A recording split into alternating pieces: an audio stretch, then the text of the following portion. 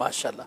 سفر مبارک سفر المظفر کا مہینہ ہے، اور اس مہینے کے اعتبار سے اگر گفتگو کریں تو اسلامی مہینوں میں ایک مہینہ، اب بعض اوقات ایسے کچھ مسائل بھی اس مہینے کے متعلق روایات مشہور کی جاتی ہیں یا ان کو پھیلایا جاتا ہے، یا ایک ویسے ہی لوگوں کے ذہنوں میں بیٹھی ہوئی باتیں یا بٹھائی گئی کہ اس میں روایات کے تحت کہ بلائیں اتریں گی، فلاں ہوگا، یہ چیزیں، تو لوگ اس کی تحفظ کے لیے کچھ اور عمل بھی کر رہے ہوتے ہیں، چاہے کوئی صدقہ کر رہا ہے، چنے بانٹ رہا ہے، کچھ اور کر رہا ہے، لیکن ذہن میں وہی اسی طرح کی چیزیں بیٹھی ہوئی ہیں. تو یہ نظریہ اس بارے میں کیا ہے، اور جو روایت بیان کی جاتی کہ بلائیں اترتی، کیا کہتے ہیں؟ بسم اللہ الرحمن الرحیم.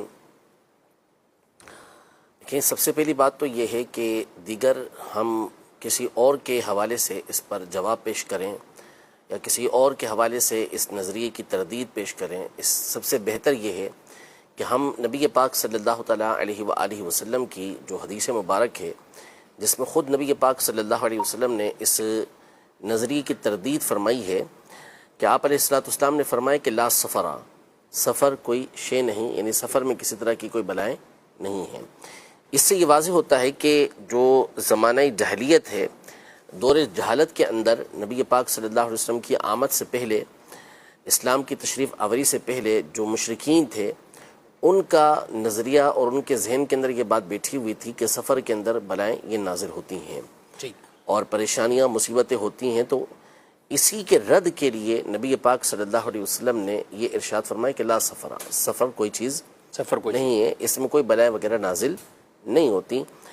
تو بس یہ ہمارے لیے کافی ہے کہ آپ علیہ السلام نے یہ ارشاد فرمایا. نمبر 2 یہ کہ اس طرح کی جو روایات ہیں، ظاہر ہے کہ جب یہ حدیث مبارکہ صحیح بخاری شریف کے اندر موجود ہے اور بالکل صحیح حدیث پاک ہے، تو اب اس کے ہوتے ہوئے دوسری کوئی حدیث اگر کسی اور سند سے آتی بھی ہے تو اس حدیث کو قبول کرنے کے اوپر امت کا اجماع ہے اور یہ حدیث مقبول ہے سب کے نزدیک. تو دوسری کوئی سی روایت معتبر نہیں ہے کہ جو اس کے حوالے سے آئی ہو، یا اگر آئی بھی ہے مثال کے طور پر تو اس کا کوئی مخصوص پس منظر ہوگا کہ جس کی بنیاد پر یہ بیان کیا جائے گا کہ یہاں اس طرح کی کوئی چیز ہوگا. نہ حقیقت کے اعتبار سے کوئی بلائیں مصیبتیں سفر کے اندر نازل نہیں ہوتی. اچھا، اب یہ کہ اس کو دور اس کے لیے چنے بانٹنا، یہ فلاں کام کرنا، یہ فلاں کام کرنا، یہ مختلف قسم کے جو اوراد ہوتے ہیں وہ کرنا، تو ایک چیز ہوتی ہے کہ جو فی نفسی ہی ٹھیک ہے، اپنی ذات کے لحاظ سے بالکل ٹھیک ہے، اس میں کوئی حرج نہیں ہوتا، لیکن اس کے پیچھے جو نظریہ ہوتا ہے، اس کے پیچھے جو ذہن ہوتا ہے، وہ نظریہ غلط ہوتا ہے، وہ خیال اور وہ تصور غلط ہوتا ہے. تو یہاں پر جو اس طرح کی نیاز وغیرہ تقسیم کر رہے ہوتے ہیں، اوراد وغیرہ کر رہے ہوتے ہیں، تو ان کا کرنا فی نفسی ٹھیک ہے، ثواب کا کام ہے، لیکن اس نظریے کے ساتھ کرنا کہ اس کی وجہ سے جو مصیبتیں اور بلائیں سفر کے مہینے میں نازل ہو رہی ہیں وہ دور ہوں، وہ نظریہ ٹھیک نہیں ہے. ہاں، مطلقاً بلاؤں کو دور کرنے کے لیے، ویسے ہی پریشانیوں کو دور کرنے کے لیے جو صدقہ ہوتا ہے یہ مفید ہوتا ہے، فائدہ مند ہوتا ہے، اور قرآن پاک کی تلاوت یہ فائدہ مند ہوتی ہے. تو اس نظریے سے، اس خیال سے اگر کوئی پڑھتا ہے تو اس میں کوئی حرج نہیں ہوتا. ٹھیک ہے، ماشاءاللہ. اور اس کے حوالے سے جو سفر شریف میں ہم بات چیت کرتے ہیں، بطور خاص لوگوں کو کچھ سننے میں آیا کہ مکان کی تبدیلی یا نیا مکان یا تعمیر شروع کرنا یا کاروبار شروع کرنا، اس پر بھی کچھ وہ ڈرتے گھبراتے ہیں، ایسا ہی ہے؟ بالکل ایسا ہے. نظریات تو بہت سارے ایسے ہیں، اگرچہ کہ اب جو دور ہے اس میں ایسی کئی چیزوں کی کاٹ ہو گئی ہے، اور ایک تو بہت زیادہ اس کے رد کے اوپر لوگوں تک صحیح العقیدہ علماء کے ذریعے باتیں پہنچی ہیں، تو لوگ بہت سارے ان کو اویرنیس اس حوالے سے حاصل ہوئی ہے. تو لہذا اب بہت بڑی تعداد ہے کہ اب وہ ان چیزوں کی طرف توجہ نہیں کرتی، لیکن جو کرتی ہے تو پھر وہ اس نظریے کے ساتھ غلط کرتی ہے کہ اس مہینے کے اندر مکان نہیں لینا، سفر نہیں کرنا، نکاح نہیں کرنا. تو یہ باتیں بالکل باطل ہیں، ان کی کوئی حقیقت نہیں ہے. ایس ایم ایس پہ سوال ہے کہ 10-12 دن بچہ ٹیوشن سے چھٹی کر لے تو ان دنوں کی فیس لینا کیسا ہے؟ دینا یا لینا؟ یہاں پہ لینا ہے کہ ٹیوشن سے بچہ 10-12، غالباً وہ ہے کہ جن کے پاس بچہ پڑھتا ہے وہ پوچھ رہے. اگر وہ دیکھیں یہ وقت کا اجارہ ہوتا ہے، انہوں نے وقت دیا ہے، بیٹھے ہیں اپنی جگہ پر، بچے آ رہے ہیں پڑھ رہے ہیں، اب بچہ خود سے نہیں آیا تو پھر اس کا قصور ہے. یہ انہوں نے اپنا وقت دے دیا اور اس بچے نے آ کے پڑھا نہیں تو پھر تو ان کو اجرت ملے گی، صحیح، ان کو دینا ہوگی. اور اگر انہوں نے خود سے کوئی ایسی صورت نکالی کہ بچہ آ رہا تھا لیکن انہوں نے پڑھایا نہیں یا اس کو ٹائم نہیں دیا تو پھر اس کو جو اجرت ہے وہ نہیں ملے گی. 10-12 دن چھٹی کا مطلب یہی ہے کہ بچہ نہیں ہے نا، چھٹی کر لے بچے نے خود. بچے نے چھٹی کی تو اس کو اجرت ملے گی. اچھا، جیسے نارمل والدین پڑھاتے ہیں کہیں بھی، کسی کے یہاں پڑھاتے ہیں اور بچہ چھٹی کر لے یا آگے پڑھانے والی باجی یا جن کے یہاں پڑھتے ہیں وہ چھٹی کر لیں، کوئی بھی اپنی ضرورت. عام گھروں میں روٹین دیکھی نہیں گئی کہ یہ کٹوتی کرنا، یہ کرنا، یا وہ راضی خوشی دیتے ہوں پورا. اس پہ آپ کیا کہیں گے؟ عام طور پہ نہیں ہوتا، لیکن بعض لوگوں کی جو نا وہ طبیعتیں الگ ہوتی ہیں. اچھا، وہ ظاہر ہے کہ پھر وہ بعض اوقات 1-2 دن کی چھٹی کو بھی کاؤنٹ کر رہے ہوتے ہیں کہ آپ اس دن نہیں آئے تھے، یا کوئی بھی ہو، ماسی ہوتی ہے گھر میں کام کرنے والی. اچھا، اس پر بھی اس طرح کی وہ گفتگو، یعنی ان کے بعضوں کی طبیعتیں ہوتی ہیں اس طرح کی. بعض کا مسئلہ نہیں ہوتا، 15-20 دن میں نہیں آئے تو پھر وہ بھی اس کو بھی درگزر کر دیتے ہیں، ان کو پرابلم نہیں ہوتا. لیکن وہ بعض ہوتے ہیں وہ ایک چیز کے اوپر جو ہے وہ نوٹ کرتے ہیں اور اس کے اوپر کٹوتی کرتے ہیں، سب کچھ کرتے ہیں. تو یہ جس کا حق بنتا ہے کٹوتی کا تو وہ کر ہی سکتا ہے، اس کو ہم کوئی لان تان نہیں کر سکتے، غلط نہیں کہہ سکتے.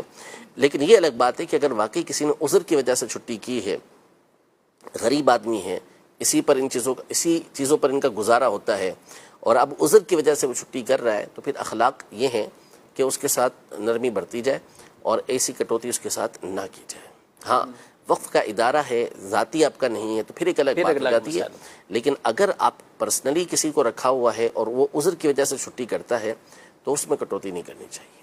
صحیح. ماسیوں کے ساتھ تو ظاہر ہے کہ یہ جو آپ بتا رہے ہیں ایک تعداد نہیں بھی کرتی، لیکن ان کی چھٹی محسوس بہت ہوتی ہے. گھر کی خواتین کو یاد بھی رہتی کہ چھٹیاں ہیں کتنی، پکا یہ نہیں طریقے سے. تو جی، جس کا جیسا مزاج ہوگا، سیٹیانی جیسی ہوگی تو ویسا ہی اس کا رویہ ہوگا. اور بعض تو اب تو بہرحال اس طرح کے لطیفے بھی ہوتے ہیں اور ماسی کی حیثیت جو ہے وہ بعضوں کا جو سیٹیانی ہوتی ہے اس سے زیادہ ہوتی ہے. اللہ اکبر، کہ اس کا آنا ضروری ہوتا ہے، اس کی منتیں زیادہ اٹھائی جاتی ہیں کہ بھائی تم پہنچ جاؤ بس کسی طریقے سے کام کے لیے. تو بہرحال مختلف ہیں یعنی. اچھا جی، ایک اور سوال ہے کہ ایک عورت کا اپنا بچہ 8 سال کا ہو گیا ہے اور وہ عورت کسی دوسرے کے بچے کو دودھ پلاتی ہے، تو کیا یوں بھی دودھ کا رشتہ قائم ہو جاتا ہے؟ یعنی اپنی اولاد جو آخری ہوئی تھی تو 8 سال کا بچہ ہو چکا ہے، تو کیا یوں بھی دودھ کا رشتہ قائم؟ اگر واقعی اس کو دودھ آتا ہے، عام طور پہ سے دودھ آتا تو نہیں ہے، ظاہر سوال تبھی کیا ہوگا. اگر واقعی اس کو دودھ آ رہا ہے تو بھی رضاعت کا رشتہ تو ثابت ہو جائے گا اس سے. یعنی اس سوال سے میں اگر یہ نتیجہ نکالوں گا، ہو سکتا ہے جنہوں نے سوال پوچھا ہے ذہن میں یہ بٹھایا ہوا ہے کہ جو خاتون دودھ پلا رہی اس کا بھی کوئی چھوٹا دودھ پیتا بچہ ہو تبھی یہ سلسلہ شروع. نہیں، یہ تو بہت بڑی پرانی غلط فہمی ہے. اور بعض لوگ یہ سمجھتے ہیں کہ جس بچے کے ساتھ مل کے کسی دوسرے بچے نے دودھ پیا ہے انہی کا آپس میں دودھ کا رشتہ قائم ہوتا ہے، تو ایسا نہیں ہے. جس بچے نے جس عورت کا دودھ پیا ہے اب اس کی جتنی بھی اولاد ہیں وہ اس کے سب رضائی بھائی بہن بن جائیں گے، دودھ کے رشتے کے بھائی بہن وہ سب بن جائیں گے. تو ایسا نہیں ہے کہ جس کے ساتھ دودھ پیا اسی کے ساتھ اس کا رشتہ قائم ہو. تو اگر یہ سوچ کے اندر ہے، یہ ذہن کے اندر ہے تو پھر یہ تصور یہ غلط ہے. 8 سال کے بعد عام طور پہ ایسا ہوتا نہیں کہ دودھ ہو، لیکن اگر ہے عورت کا دودھ اور اس نے کسی بچے کو دودھ پلایا ہے تو اس صورت میں دودھ کا رشتہ یہ ثابت ہو جائے گا. یہ مزید سوال. مفتی صاحب سے میری عرض یہ ہے، کیا دعا صرف عربی میں کرنی چاہیے یا اردو میں بھی کی جا سکتی ہے؟ جی، عربی میں ہی دعا کریں یا اردو میں؟ اس میں علماء کی مختلف آراء ہیں. ایک تو یہی ہے کہ دعا عربی میں ہی ہونی چاہیے کیونکہ اللہ تبارک و تعالیٰ عربی زبان کو یہ پسند فرماتا ہے. لیکن اصل یہ ہے دعا میں کہ جو نماز کے اندر دعائیں ہیں وہ تو مقرر دعا پڑھنی چاہیے. جیسے ہم پڑھتے ہیں اللہم ربی جعلنی مقیم الصلاۃ، یہ والی ہم پڑھتے ہیں. اسی طرح اللہم ربنا آتینا فی الدنیا حسنہ یہ پڑھتے ہیں, یا دیگر دعائیں جو کتابوں کے اندر مذکور ہیں ان میں سے اگر کوئی پڑھتا ہے تو ٹھیک ہے. جو مقرر دعا ہیں اسے ہی پڑھنا چاہیے, یہ زیادہ بہتر ہے, کیونکہ پھر اگر دوسری کوئی دعا پڑھنے کے لیے جائیں گے تو ہو سکتا ہے کہ زبان اٹک جائے اور نماز کے اندر پھر تاخیر ہو جائے سلام کے اندر.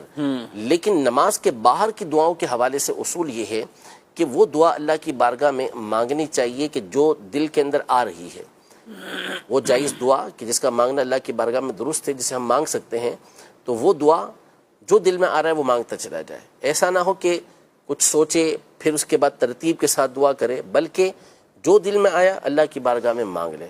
تو اس کے لیے اگر عربی کے اندر دعا مانگے گا تو پھر ظاہر ہے کہ اس کی توجہ اس طرف نہیں رہے گی. اردو میں جو اس کی التجا ہوگی, جو اس کی اللہ کی بارگاہ میں دعا کرنا ہوگی, وہ آرام سے کر لے گا. تو اس لیے جو نماز کے باہر ہے اس میں بہتر یہی ہے کہ بندہ اردو کے اندر دعا کرے تاکہ اس کی توجہ اللہ تبارک و تعالیٰ کی بارگاہ کے اندر حاضر رہے. ٹھیک. مزید میرا مفتی صاحب سے سوال ہے, کیا صرف 5 وقت کی نماز پڑھنے سے جنت ملے گی یا اور بھی کچھ ضروری ہے؟ اس کا جواب عنایت فرما دیں. جنت میں اصل جو دار و مدار ہے وہ تو بندے کے ایمان کا ہے, کہ اگر اس کا ایمان سلامت رہا تو بالآخر اس کا ٹھکانہ یہ جنت ہے. لیکن اس کے علاوہ اور بہت سارے امور ہیں کہ جن کی نبی پاک صلی اللہ تعالیٰ علیہ وآلہ وسلم نے تاکید فرمائی ہے اور بعض چیزیں ہمارے پر فرض فرمائی ہیں, تو ان کے نہ کرنے کے اوپر وعیدیں بھی آئی ہیں. جیسے مثال کے طور پر آپ نے کہا کہ 5 نمازیں پڑھنے پر جنت میں داخل ہو جائے. اب وہ بندہ 5 نمازیں پڑھے لیکن زکوٰۃ ادا نہ کرے تو ظاہر ہے کہ پھر وہ فرض کا تارک ہے, تو اب مستحق کے جہنم ہو گیا کہ اللہ نے اگر اللہ تبارک و تعالیٰ معاف نہ فرمائے تو اس کو جہنم میں داخل کر دے گا. 5 نمازیں پڑھ رہا ہے, حج فرض ہو چکا ہے, حج ادا نہیں کر رہا, تو اب یہ گناہگار ہے, مستحق کے جہنم ہو گیا. اللہ پاک چاہے گا معاف نہیں فرمایا اس نے تو جہنم میں ڈال دے گا. 5 نمازیں پڑھ رہا ہے لیکن رمضان کے روزے نہیں رکھتا تو یہ فرض کا تارک ہو گیا. 5 نمازیں پڑھ رہا ہے لیکن لوگوں کے پیسے کھا کے بیٹھا ہوا ہے.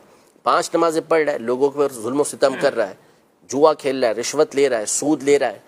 تو اب یہ جو کام کر رہا ہے تو 5 نمازیں پڑھ لینا اس کے لیے کافی نہ ہوا, بلکہ ان چیزوں سے بچنا بھی اس کے اوپر لازم ہوا.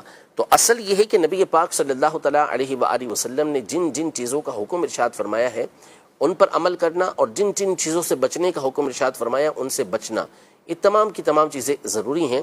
اور درجہ بدرجہ نبی پاک صلی اللہ تعالیٰ علیہ وآلہ وسلم پر احکام نازل ہوتے رہے, وقتاً فوقتاً نازل ہوتے رہے, ترتیب کے ساتھ نازل ہوتے رہے, اور نبی پاک صلی اللہ تعالیٰ علیہ وآلہ وسلم ان چیزوں کا حکم دیتے رہے. 5 نمازوں کو حکم آیا تو 5 نمازوں کے ادا کرنے کا حکم فرمایا. پھر اس کے بعد وطر کا حکم آیا تو وطر ادا کرنے کا حکم ارشاد فرمایا. پھر جو اپنی سنت کے اوپر عمل کا حکم تھا اس کا حکم ارشاد فرمایا. اسی طرح زکوٰۃ کا حکم آیا تو زکوٰۃ کا حکم ارشاد فرمایا.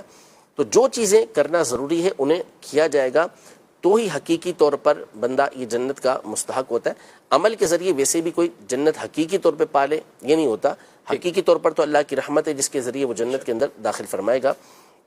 لیکن ہم پر یہ لازم ہے کہ ہم جو اللہ تبارک و تعالیٰ اور اس کے حبیب صلی اللہ علیہ وسلم نے حکم دیا اس پر ہم عمل کریں گے, اور یہی وہ چیزیں ہیں کہ جو ایمان کی حفاظت کا ذریعہ بنیں گی. تو یہ آج کل تصور ذہن کے اندر ڈالا جا رہا ہے کہ 5 نمازیں پڑھ لیں یہ کفایت کر جائے گا, اس کے علاوہ کچھ اور کرنے کی ضرورت نہیں. تو ایسا نہیں ہے. پھر نبی پاک صلی اللہ علیہ وسلم نے مختلف چیزوں کا حکم کیوں دیا؟ صحیح. جب آپ علیہ الصلوۃ والسلام نے ان چیزوں کا حکم دیا تو ان کے اوپر عمل کرنا بھی ضروری ہوگا. تو اصل دار و مدار یہ ایمان کے اوپر ہے کہ ایمان اگر آپ کا سلامت ہے تو آپ جنت میں داخل ہو جائیں گے.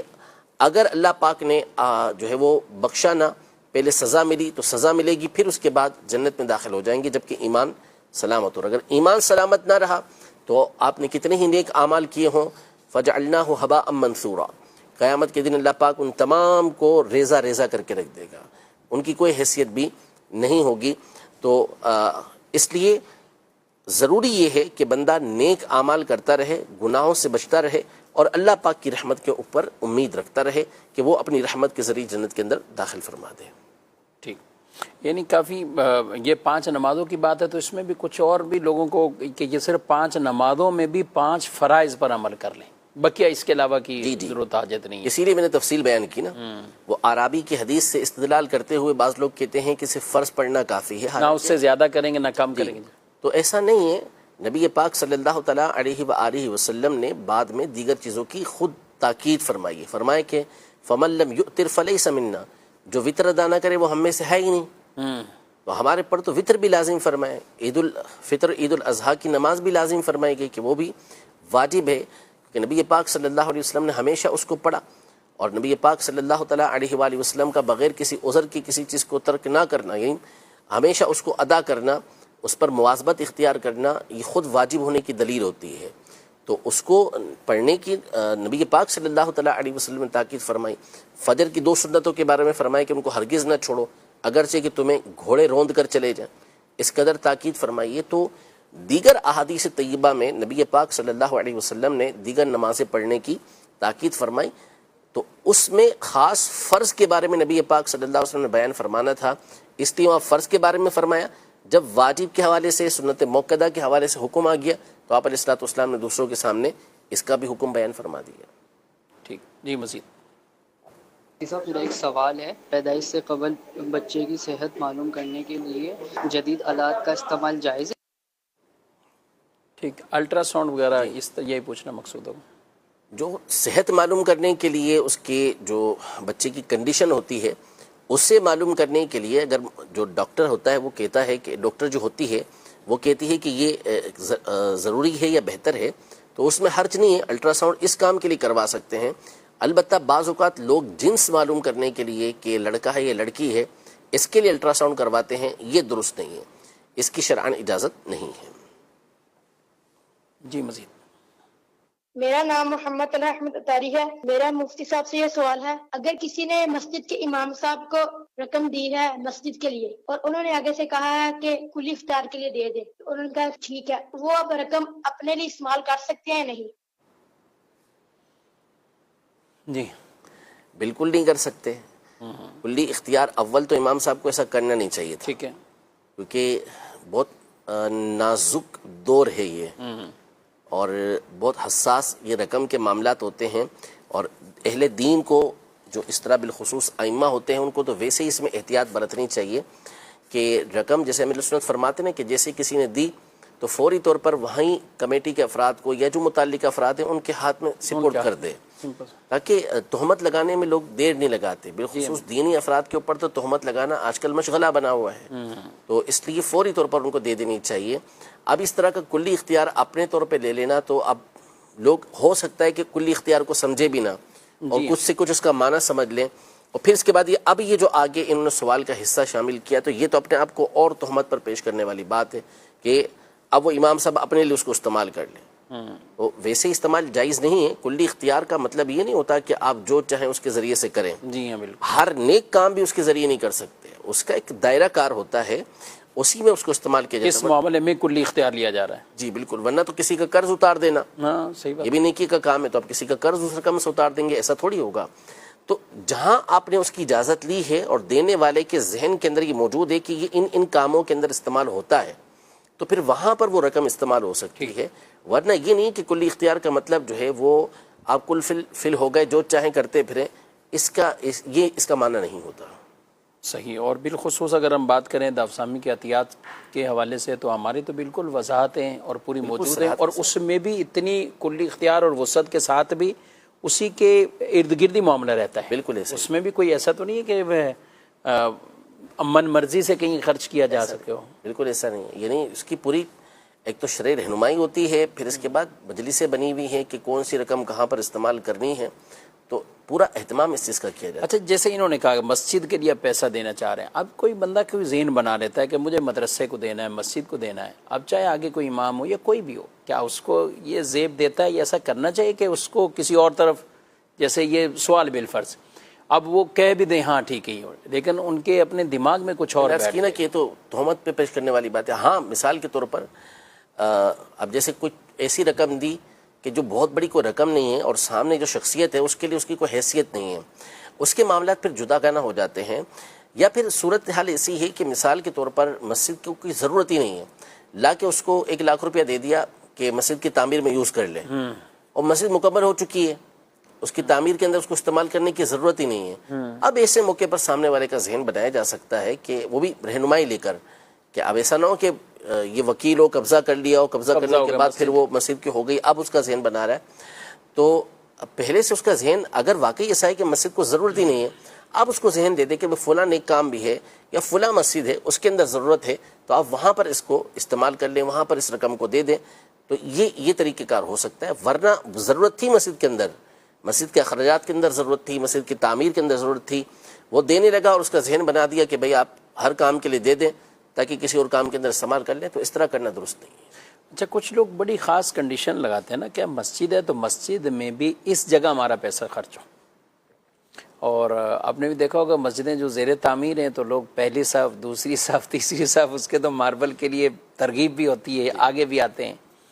اچھا، خاص جگہ کے لیے اور یہ کنڈیشن لگا کر بعض تو وسعت ہوتی کہ ہو گیا. اب ایک سائل نے پوچھا کہ ہمیں کسی ایک خاتون نے پیسے دیے کہ محراب میں ہی لگانے، صحیح، اب نہ مسجد زیر تعمیر ہو نہ محراب میں پیسے لگیں.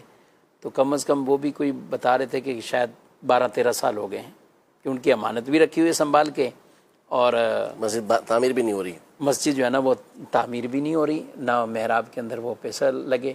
تو اس طرح کی کنڈیشن لگا نہیں. بالکل، یہ واقعی بعض سمجھدار ہوتے ہیں اور بعض لوگ واقعی اسی طرح کرتے ہیں کہ کسی طریقے سے ہمارا پیسہ جو لگے وہ پہلی صف کے اندر لگے، دوسری صف میں لگے. تو اچھی نیت ہے آپ کی، اچھی بات ہے، لیکن مسئلہ یہ ہے کہ اگر سبھی یہ کہیں گے تو پھر مسجد بھی 3 صف کی بنا لی جائے. ہاں، 3 صف کی بنا لی، اس سے بڑی مسجد نہ بنائی جائے. تو انشاءاللہ آپ کی اچھی نیت ہوگی. تو اصول یہ ہے کہ مسجد بنانے میں اگر کسی نے تھوڑا سا بھی حصہ شامل کیا تو اللہ پاک اسے پوری مسجد بنانے کا ثواب عطا فرمائے.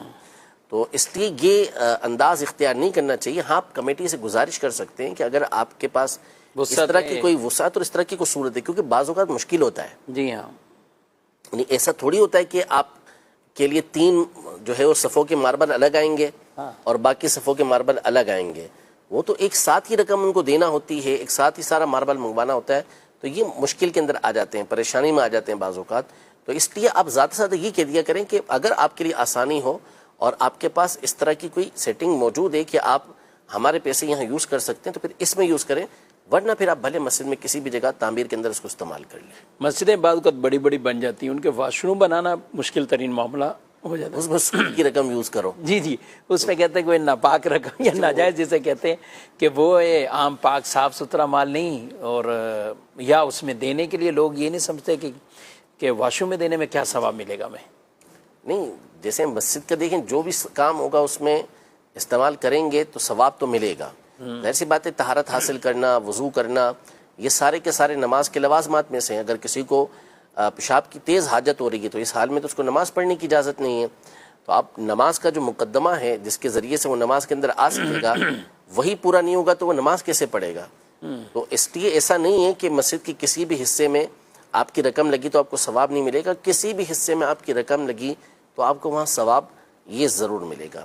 اصولاً جی میں کبھی کہتا ہوں کہ آپ کہیں سفر پہ بھی ہوں، بہت عالی شان مسجد ہو، اور سب سے پہلے آپ کو طہارت اور وضو کرنے جائیں، اور وہ نہیں ہے، آپ اپنا انتظام خود کریں، تو آپ کیا شاندار قالین، اے سی وہ دیکھیں گے یا آپ مسجد والوں کو کوسیں گے کہ جو چیز بنانی تھی وہ تو بنائیں پہلے؟ جی بالکل، ایسا ہی ظاہر سی بات ہے. ہر مسجد میں آدمی جاتا ہے تو یہ 2 چیزیں تو سب سے پہلے دیکھتا ہے. اچھا، کہیں واقعی اس کا صاف ستھرا نظام ہوتا ہے، وضو خانہ اچھا مل گیا تو ایک دلی طور پہ فرحت ملتی ہے کہ یار اچھے سکون سے وضو ہو گیا، طہارت، اور اب نماز پڑھتا ہے انسان. ایسا ہی، یعنی میں یہ عرض کر رہا تھا کہ اصولاً ہونا تو یہ چاہیے کہ ساری مسجدیں جو ہیں وہ حکومت کو بنانی چاہیے. تو آپ باہر ملک چلے جائیں، ترکی چلے جائیں یا کسی اور ملک میں آپ چلے جائیں تو وہاں مساجد جو ہے ان کی عمومی طور پر جو نئی مسجدیں بنتی ہیں وہ حکومت کی طرف سے بنتی ہیں. تو پھر اس طرح کے کسی معاملے کو کرنے کی ضرورت ہی نہیں پیش آتی. جی، آپ کے SMS بھی جاری ہیں، ان کو بھی انشاءاللہ کچھ شامل کرتے ہیں. ہمارے پاس کچھ ویڈیو سوالات بھی ہیں تو اپنے سائلین کے وہ سوالات بھی دیکھتے ہیں. مفتی صاحب، اگر کوئی شخص دین کی بات سن کر بھی عمل نہ کرے تو کیا نفاق میں آتا ہے؟ دین کی بات سننا پھر بھی عمل نہ کرنا، کیا یہ بھی علامات نفاق ہے؟ کیا ہے؟ نفاق دو طرح کا ہوتا ہے، ایک اعتقاد کا نفاق ہوتا ہے اور ایک عمل کا نفاق ہوتا ہے. یعنی منافقت جو ہوتی ہے وہ اعتقاد کے اعتبار سے، عقیدے کے اعتبار سے ہوتی ہے، اور ایک جو ہے وہ عمل کے اعتبار سے ہوتی ہے. تو حدیث پاک میں مختلف عمل کے اوپر نفاق کی نشانیوں کا اطلاق آیا ہے. یعنی فرمایا کہ یہ کام نہ کرنا یہ منافقت کی نشانیوں میں سے ہے. ایسا شخص جو ہے وہ منافق ہے، یعنی اس کے اندر منافقت کی نشانی پائی جاتی ہے. جیسے مثال کے طور پر کوئی شخص وعدہ کرتا ہے اور وعدہ کرتے ہوئے اس کا ذہن یہی ہوتا ہے کہ اس کو پورا نہیں کرنا، اس کی خلاف ورزی کرنی ہے، تو ایسے کے بارے میں فرمایا کہ وہ شخص، ایسا شخص بھی جو ہے وہ منافق ہے، اس کے اندر منافق کی نشانی پائی جاتی ہے. جو شخص گفتگو کرے اور گفتگو کرتے ہوئے جھوٹ بولے تو یہ جھوٹ بولنا بھی منافقت کی نشانی قرار دیا گیا. جب اس کے پاس امانت رکھوائی جائے تو امانت کے اندر خیانت کرے، اس کو بھی منافقت کی نشانی قرار دیا گیا. یعنی ایسے شخص کو منافق کہا گیا، یعنی اس کے اندر منافقت کی نشانی ہے. اسی طرح جس کا کسی سے جھگڑا ہو اور جھگڑا ہوتے ہوئے گالیاں بکے، یہ گالیاں دینا بھی منافقت کی نشانیوں میں سے ایک ہے. تو یہ نفاق عملی کہلاتا ہے کہ بندے نے جس چیز کا اللہ پاک سے وعدہ کیا ہے، اس کے رسول سے وعدہ کیا ہے کہ اس نے یہ کام کرنا ہے، اب اس کی وہ مخالفت کر رہا ہوتا ہے. لیکن بہرحال ہر ایک کو اپنے اوپر اس کو سوچنا ہے کہ کیا میں یہ جو کام کر رہا ہوں میرے اندر تو یہ نشانی نہیں پائی جا رہی نفاق عملی کی.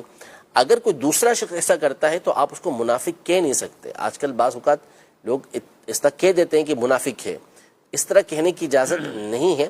خود اپنی ذات کے اوپر غور کرنا ہے کہ میرے اندر یہ نشانی تو نہیں پائی جا رہی، کہیں میں منافقت کے اندر، منافقت عملی کے اندر مبتلا تو نہیں ہو گیا. ٹھیک، مزید سوال کی بارگاہ میں یہ سوال ہے کہ ہماری قریبی مسجد یا جائے نماز، مسجد کی تعمیر میں اگر حرام پیسہ استعمال ہوا، اس کی کنسٹرکشن میں حرام پیسہ شامل ہوا، تو کیا اس مسجد میں نماز پڑھنا جائز ہے کہ ناجائز ہے؟ ٹھیک ہے، مزید سوال. میرا مفتی صاحب سے یہ سوال ہے کہ اگر ایک بندہ چوری کرتا ہے اور مالک اس کو پکڑ لیتا ہے تو چور کہتا ہے کہ میں نے 1 لاکھ کی چوری کی ہے، مالک کہتا ہے میں 5 لاکھ روپے وصول کروں گا، تو اس میں شرعی حکم کیا ہے؟ جی، چوری کرنے میں چور کا کچھ اور اقرار ہے، مالک کچھ اور کہتا ہے. اب جتنا جو اس نے چوری کی ہے اتنا ہی بھرنا اس کے اوپر لازم ہے. تو اگر مالک کو پتہ ہے کہ اس نے 1 لاکھ روپے کی چوری کی ہے، اب وہ 1 لاکھ 1 روپیہ بھی لے گا تو یہ ناجائز و حرام کام کرے گا. جتنا اس نے چوری کیا ہے وہ اتنا ہی اس سے واپس لے گا. اور بسا اوقات اس طرح کے ظلم کر رہے ہوتے ہیں لوگ. یعنی ایک تو اس نے تو ظلم کیا چور نے، لیکن یہ پھر ظلم میں آگے بڑھ جاتے ہیں. قرآن پاک میں ہے فَمَنِ اعْتَدَىٰ عَلَيْكُمْ فَاعْتَدُوا عَلَيْهِ بِمِثْلِ مَا اعْتَدَىٰ عَلَيْكُمْ. جتنی اس نے تمہارے پر زیادتی کی ہے تم اتنی ہی اس کے اوپر زیادتی کر سکتے ہو، اس سے زیادہ زیادتی کی اجازت نہیں دی گئی. تو اس نے جب آپ کے ساتھ 1 لاکھ روپے کی زیادتی کی ہے تو آپ 1 لاکھ روپیہ ہی اس سے وصول کر سکتے ہیں. اس سے اوپر 1 روپیہ بھی آپ نے وصول کیا تو وہ ناجائز و حرام ہوگا آپ کے لیے. قانونی طور پہ چارہ بھی کر سکتے کیا قانونی طور پر؟ یعنی اس نے 1 لاکھ دے دیا یا 1 لاکھ اس سے وصول کر لیا، تو کیا ایسے شخص کو وہ عام طور پہ جو اوپر سزا دے دے وہ اس لیے دیتے نا کہ یہ تو 1 لاکھ ہم نے پکڑ لیا تو اس نے اب ہم نے اسے لے لیا، پتہ نہیں کب سے کرتا ہوا یا کیا کرتا ہوا آ رہا تھا، یا اب بھی اس کو کوئی ایسی سزا دی جائے کہ جس سے اس کو کوئی عبرت اور آگے نہ کرے، تو یہ سزا نہیں دیں تو قانون کے تو حوالے کر سکتے ہیں. بالکل حل کر سکتے ہیں اور کرنا بھی چاہیے. لیکن اب مسئلہ ہمارے یہی ہے کہ قانون پھر وہ قانون کے مطابق اس کو سزا بھی دے. پھر ایسا نہ ہو کہ وہ چور سے ڈاکو بنے اور پھر اس کے آگے کے وہ جو درجات ہیں اس کو طے کرتا چلا جائے. یہ اس کے ساتھ نہیں ہونا چاہیے. تو قانون کو واقعی اسے سزا دینی چاہیے جو اس طرح چوری کے اندر مبتلا ہوا ہو. رقم تو وہ واپس کرے گا ہی کرے گا، لیکن اس کے علاوہ تو چوری کی سزائیں تو قرآن و سنت کے اندر موجود ہیں، وہ تو اسے دی جائیں گی. اور دوسرا ہوتا ہی یہ ہے ایسے موقع پر جیسا آپ نے کہا نا کہ پتہ نہیں کب سے چوری کر رہا ہوگا، تو اس میں دونوں طرح کی چیزیں ہوتی ہیں کہ بعض اوقات اس نے چوری واقعی ایسا ہوتا ہے کہ 1 لاکھ روپے کی ہے، لیکن اب اس کو اس طرح تشدد کا شکار کرتے ہیں یا اس کو ایسا جو ہے وہ پریشان کرتے ہیں، اتنا زیادہ اس کے اوپر دباؤ ڈالتے ہیں کہ جو اس نے نہیں بھی کیا ہوتا اس کو بھی وہ قبول کر لیتا ہے، اقرار کرتا ہے کہ ہاں بس یہ میں نے کر لیا ہے، یہ ہو گیا قصور مجھ سے، حالانکہ اس نے کئی دفعہ ایسا نہیں کیا ہوتا. تو اس چیز کو دیکھ لیا جائے کہ جہاں واقعی آپ کو لگتا ہے کہ اس نے ایسا کیا ہے تو جو آپ کو کنفرم ہے وہ آپ واپس لے سکتے ہیں، اس سے زائد آپ واپس نہیں لے سکتے. ٹھیک ہے. اچھا، یہ جو دوسرا ایک اور سوال آیا تھا کہ مسجد میں اگر کوئی ایسا پیسہ، حرام پیسہ انہوں نے تو کہا، تو لگا ہوا ہے تو اب وہاں نماز پڑھ سکتے؟ نماز تو وہاں ہو جائے گی، ٹھیک ہے، البتہ جس نے وہ رقم وہاں پر لگائی ہے اس رقم کا حکم الگ ہوگا کہ بہت ساری جو اس طرح کی حرام کی رقم ہوتی ہے وہ ہوتی ہے کہ جو اس کے مالک کو واپس کرنا لازم ہوتی ہے. رشوت لی نعوذ باللہ کسی سے، وہ رقم آگے کسی کو دے دی، اور اسی طرح کسی کو ڈرا دھمکا کے اس سے رقم چھین لی، وہ رقم آگے کسی کو دے دی ہے. تو اب یہ رقم استعمال ہو گئی تو اس شخص کے اوپر کہ جس نے یہ کام کیا ہے اس پر لازم ہے کہ وہ اس مالک کو اتنی رقم واپس کرے. اور بعض رقم وہ ہوتی ہے کہ جو اصل مالک کو دیں، یہ زیادہ اچھا ہوتا ہے، لیکن اگر نہیں دی اصل مالک کو تو اس شرعی فقیر کو دینا ہوتی ہے جس کو زکوٰۃ لگ سکتی ہے. تو وہ رقم پھر شرعی فقیر کو دینا یا اصل مالک کو دینا یہ ضروری ہوتا ہے. تو اب وہ رقم دیکھی جائے گی کہ کس طرح کی رقم اس بندے نے یہ مسجد کے اندر لگا دی ہے. تو مسجد تو بن گئی، اب ظاہر ہے کہ اس کو تو نکال نہیں سکتے وہاں سے، تو جو رقم اس نے غلط طریقے سے دی ہے اتنی رقم کا جو سد باب ہے یا اس کا جو کفارہ بنتا ہے وہ اس کو ادا کرنا پڑے گا. نماز ہو جائے گی، نماز ہو جائے گی. اچھا یہاں ایک اور سوال ہے ضمناً اس سوال سے، یہ تو انہوں نے کہہ دیا، سوال کر دیا، اب کسی کو کنفرم پتہ ہے یا کسی نے خود ایسا معاملہ کیا ہے کہ حرام پیسہ اس نے یہاں خرچ کیا، لوگ بعض اوقات اپنا طور پہ مائنڈ بنا لیتے ہیں کہ یہ فلاں دے رہا ہے نا تو اس کے کام غلط بھی ہیں، اس کے کام الٹے سیدھے بھی ہیں، یہ حرام کا پیسہ مسجد دے رہا ہے، یا فلاں نے دیا ہے تو اس نے حرام کے پیسے سے کام یہ کیا ہے. تو یہ اس کو آپ کیا کہیں گے؟ جب تک آپ کو کنفرم نہیں ہے، یقین کے ساتھ آپ کو معلوم نہیں ہے کہ آپ نے خود یہ کام کرتے ہوئے دیکھا، اور یہی رقم جو دے رہے ہیں آپ اس وقت تو ویسے ہی آپ مطلقاً اس کے اوپر حرام کام کا تو حکم ہی نہیں لگا سکتے نا، صحیح کہ یہ حرام کام کر رہا ہے. پھر ایک دوسرا یہ ہے کہ وہ صرف اور صرف حرام کام کر رہا ہے، دوسرا کوئی کام وہ کرتا ہی نہیں ہے.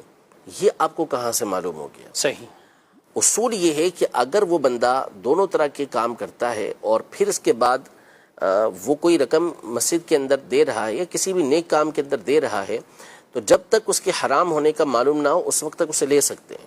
اسی طرح بعض اوقات ایسا ہوتا ہے کہ وہ ٹوٹلی اس کا حرام کا کام ہے، اس میں ذاتی طور پر کسی کا لینا، بالخصوص جو دینی شخصیت ہو اس کو تو اس سے بچنا ہوگا. ایک بندہ حرام کام کرتا ہے، اس کا کام ہی حرام پر مشتمل ہے، تو ذاتی طور پر اس نے کسی کو رقم دی ہے تو اسے لیتے ہوئے احتیاط برتنی چاہیے.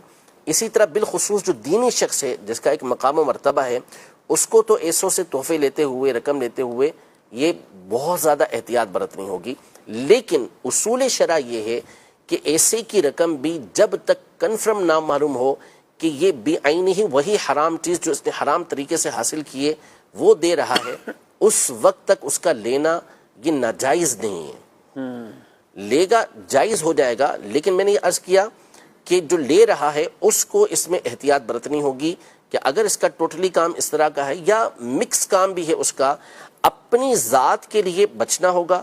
لیکن اگر وہ رقم کسی نیک کام کے لیے دے رہا ہے تو وہاں آپ یہ حکم نہیں لگا سکتے کہ یہ حرام میں سے ہی دے رہا ہے، اور وہ حرام کی چیز جو اس کے پاس موجود تھی، حرام رقم اس نے رشوت میں لی تھی، وہ رقم اٹھا کے یہاں پر دے رہا ہے.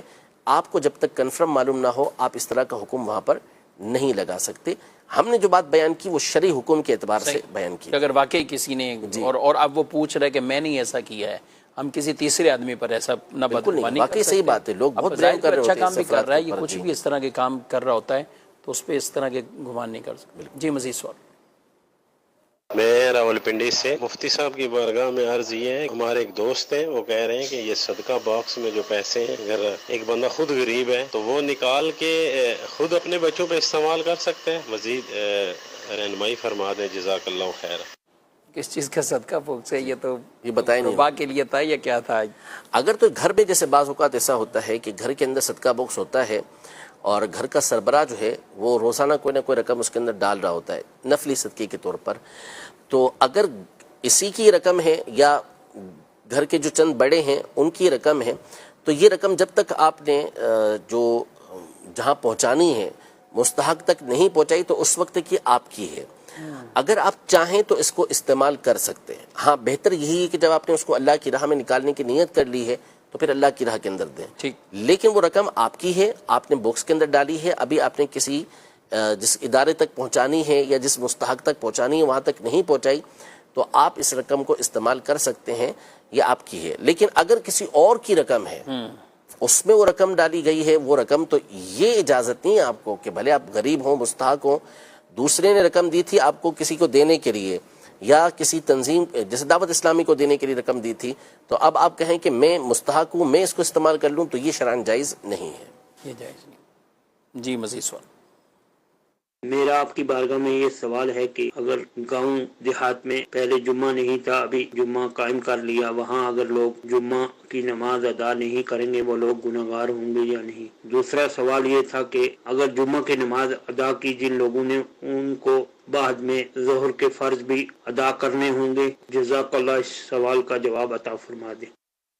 ایسے علاقوں کے لیے تو باقاعدہ طور پر رہنمائی لینی چاہیے، وہ گاؤں کیسا ہے، کیا ہے، ان شرائط کے مطابق کیا کہتے ہیں؟ بہت تفصیل ہے اس کے اندر، اور اس میں اپنے طور پہ کسی طرح کا کوئی قدم نہیں اٹھانا چاہیے، یعنی جمعہ شروع کرانے کے حوالے سے یا جہاں پر جمعہ ہو رہا ہے اس کو روکنے کے حوالے سے ایسا اپنے طور پہ قدم نہ اٹھائے، بلکہ اپنے علاقے کی کنڈیشن معتمد جو مفتیان کرام ہوتے ہیں، علماء اہل سنت ہوتے ہیں، جن کی یہ فیلڈ ہوتی ہے، ان کو آپ بتائیں تو وہ آپ کی کنڈیشن سن کے آپ کو اس حوالے سے تفصیل بیان کریں گے۔ ٹھیک ہے، اس کے لیے دارالتحفظ سنت میں ڈائریکٹ آپ رابطہ بھی کر سکتے ہیں، یا نمبر اپنے پاس رکھ لیں، اور جس کو گاؤں کے حوالے سے، اس دیہات کے حوالے سے اچھی خاصی معلومات ہو، وہ اس پر رابطہ کر کے باقاعدہ پوچھ سکتے ہیں۔ بقیہ گاؤں میں، دیہاتوں میں جمعہ کے قیام کے حوالے سے دارالتحفظ سنت کا ایک تفصیلی فتویٰ بھی ویب سائٹ پر موجود ہے، کہ جس میں پوری ڈیٹیل اس کی تفصیل وہ بیان کی گئی ہے، اور مزید کسی کے لیے کہیں جاری کرنا ہے یا جیسا کہا کہ روکنا ہے یا کوئی ایسا، تو اس کے لیے خود ہمیں پہلے باقاعدہ اس کی ڈیٹیل تفصیل بتا کر رہنمائی لینی چاہیے، اور پھر اس کے بعد کوئی اس طرح کا قدم اٹھایا جائے۔ ناظرین کرام، آپ نے پروگرام ملاحظہ کیا ہے، اور آپ کے اسی سوالات جوابات کا ہی یہ سیشن ہے۔ دارالتحفظ سنت سے اپنا رابطہ بھی رکھیے، اور ساتھ ساتھ کئی ایسے ضروری شرعی مسائل آپ کے کہ جو آپ کہ یہاں شامل تو نہیں ہو پائے ٹیلی فون کے ذریعے، وہ نہیں تو آپ دارالتحفظ سنت میں ای میل کر کے بھی اپنے سوالات پوچھ سکتے ہیں۔ دارالتحفظ سنت کی واٹس ایپ سروس بطور خاص بیرون ملک کے احباب کے لیے آپ وہاں پر رابطہ کر کے وہاں بھی شرعی مسائل اپنے پوچھ سکتے ہیں۔ اسلامی بہنوں کے لیے الگ سے جو نمبر کا اجرا ہے، تو اس نمبر پر واٹس ایپ کر کے اسلامی بہنیں بھی شرعی مسائل خواتین سے وہ باقاعدہ پوچھ سکتی ہیں۔ اللہ پاک ہم سب کو دین متین کے احکامات درست طریقے سے سیکھ کر، سمجھ کر عمل پیرا ہونے کی توفیق عطا فرمائے۔ پروگرام کا وقت اپنے اختتام کو پہنچا، آپ سے اجازت چاہتے ہیں، ہمارے لوگ ہادی و رہنما ہمارے علماء ہو، کبھی درپیش جو کوئی مسئلہ پوچھ لیں، حاضر ہوں ہم ان